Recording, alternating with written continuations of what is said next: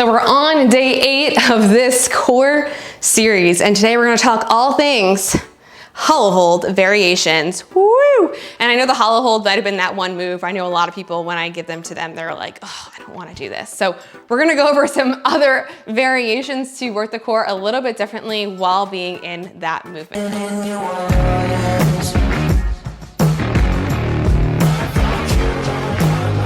This is gonna be an EMOM style challenge. So what does an EMOM stand for? It means every minute on the minute. So what you're gonna do is you're gonna set your timer for 1 full minute, and you're gonna start off with 10 abandoned shifts, which I'll show you exactly what they are. After you do 10 abandoned shifts, you're gonna sit down and rest. The clock is gonna keep going. Whatever time you have left after that minute, you get to rest. As soon as that minute is up, you're gonna go to the next movement, which is gonna be the classic hollow rock. You're gonna do 10 of those. Once you're done, you get that time to rest, and then we're gonna go back around and keep increasing the number to make it a little bit more challenging. This is one of my favorite ways to do workouts because it adds that little extra excitement. The first round's gonna seem pretty easy, and you're gonna be like, why am I resting in between? Take the rest. I'm telling you, it's important to take the rest when you're doing these because it's gonna get harder as we go. So let's walk through the different movements. You've got the abandoned ship. So I don't know if this is actually what this is called, but I call them the abandoned ships. So you're gonna get into a ball nice and tight. Remember, like we were doing those hollow holds before, flex those feet, take the hands out, place the hands in the knees, knees in the hands, push it all the way out.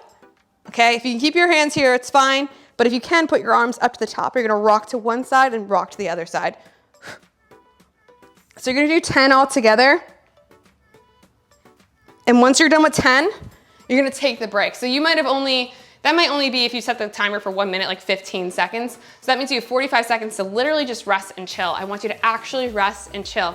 A lot of you don't think that rest is important. Rest is super important in your workouts, okay? So take the rest time that I told you to take. Then as soon as that minute is up, you're gonna go into the classic hollow rock. So again, get into a ball, extend out, rock forward and back.